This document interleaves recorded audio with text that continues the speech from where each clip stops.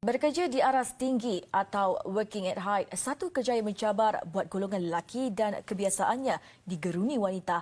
Namun masih ada segelintir kaum hawa yang berani menyahut cabaran kerjaya itu dan sanggup menghadapi sebarang situasi termasuk ketika di bulan Ramadan. Sebenar Aidilfitri, wartawan Salina Zakaria menyingkap cabaran dua wanita yang tidak takut bekerja di aras tinggi. Ikuti laporannya.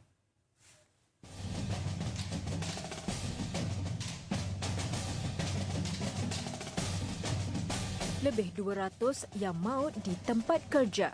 Itu angka terbaru didedahkan perunding di tempat kerja awal Mac tahun ini.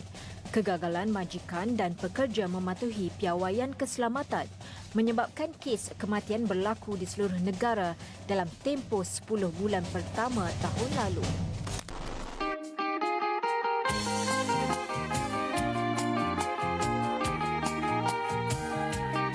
Namun statistik itu tidak melibatkan kerjaya lasak bekerja di aras tinggi. Salah satu sebabnya kerana peralatan dan latihan yang dijalani pasukan berkenaan dikendalikan Institut Keselamatan dan Kesihatan Pekerjaan Negara (NIOSH).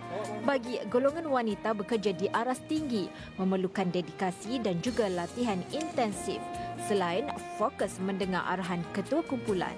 Bila bekerja dekat atas, baru kita tahu, kita boleh belajar apa risiko kita ke atas. Bila kita dah bekerja, baru kita boleh nampak apa kekurangan kita dan kita boleh perbaiki.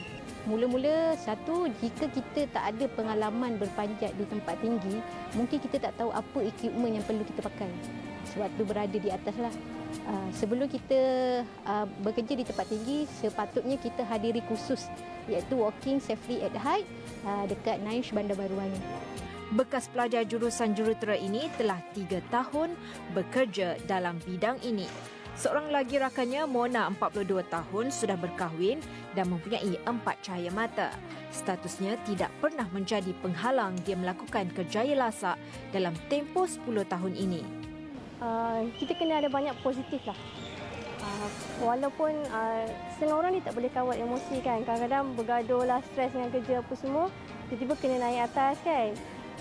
Bila keluar daripada pejabat tu, tinggalkan dulu emosi yang negatif tu. So naik atas, kita kena positif, kita kena fokus apa yang kerja yang kita kena buat. Masa tu insya-Allah kita boleh well prepare lah. Bekerja di bulan Ramadan lalu juga bukan mudah. Apabila tahap gula akan menurun, selain emosi mudah diganggu, justru komunikasi dalam pasukan amat penting. Dan jika mahu menceburi kerjaya ini, berikut panduan utama. Pertama, kita kena tahu siapa kita punya ketua. Okey.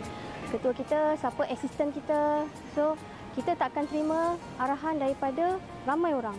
Bila kita terima arahan daripada ramai orang, seorang suruh cangkuk tali, seorang suruh gantung tali. So, bila arahan terlalu banyak, kita yang akan confuse yang nak buat kerja kita. Jadi kita kena tahu siapa ketua kita. Kita hanya akan ikut cakap ketua kita. Di situ baru kita boleh susun kita punya kerja tu dan akan ikut masa yang ditetapkan.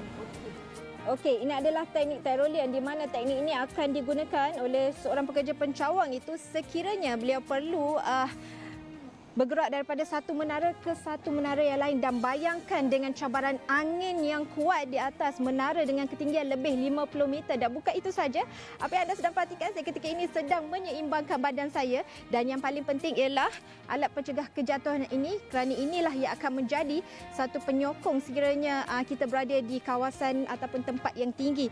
Dan alat pencegah kejatuhan ini kena ada harness, helmet dan juga wire lanyard. Jadi kepada pekerja wanita di luar sana, anda berada dalam bidang ini, sememangnya saya tabik spring kepada anda. Salina Zakaria, TV3.